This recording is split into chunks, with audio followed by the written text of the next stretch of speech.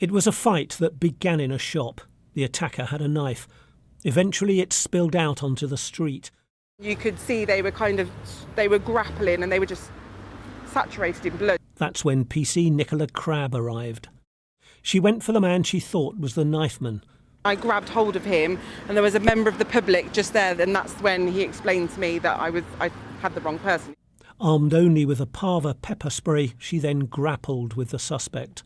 There was a lot of struggling. I remember screaming lots, I don't know where the knife is, drop the knife, stop struggling, stop resisting. I remember at one point he grabbed my hair and kind of dragged me around a bit, so I parved him, which just had no effect whatsoever. QJ, we need more units here now, please. PC Crabb managed to restrain the knifeman until colleagues arrived to arrest him. QJ, we need air ambulance, please. One male stabbed to the neck. Please. It's what I'm paid to do. It's what I'm here for. And if I didn't, then I should be questioning whether or not I wear the uniform. PC Crabb is one of 70 officers from across the country who are nominated for tonight's Police Federation National Bravery Awards. They include those who confronted and disarmed the Southport killer, Axel Rudakabana. That day last summer, many officers raced to the children's dance class in Southport. These are the officers who got there first.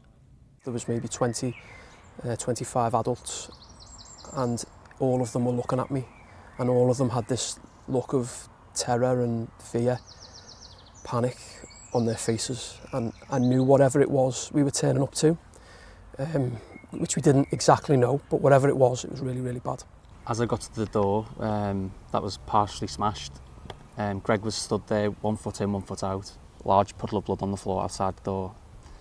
And he just looked at me for 1 second and said, "Are you ready?" And that was it. There was no conversation, there was nothing else going on. He said, "Are you ready?" And I said, "Yeah, let's go." I identified the suspect at the top of the stairs, bloodied knife in his hand. So I thought, this is going to go two ways. He's going to listen to us, or he's going to fight with us and try and stab us. So again, me and Greg formed a solid wall with our shoulders walking up the stairs so he couldn't get past us. By then, the suspect had already fatally injured 7-year-old Elsie Stankham, Alice da Silva Aguirre, aged 9, and BB King, who was 6, and he'd tried to kill 10 others. I ran in for the safety of my fellow officers, just to make sure that they were okay. Just going off pure adrenaline, really. I saw him, made eye contact with him, saw his facial expression, saw his body language, and I saw the way he'd moved himself into a position at the top of the stairs so we could see him. And I saw the way he was holding his knife in a position almost as if he was showing us he had a knife. My opinion of that is he was fronting us, for want of a better word. What are you going to do? I've got a knife, what are you going to do? And I think the second he realised that he was looking at two people who weren't scared of him, who were going to come in and confront him and attack him, all that bravery and bravado that he must have summoned up to attack innocent, defenceless children, he lost that straight away and he threw the knife down. Axel Rudakabana was arrested by the officers and handed over to colleagues. He was jailed for life, and the judge said if he hadn't been stopped, he would have killed all 26 of the children.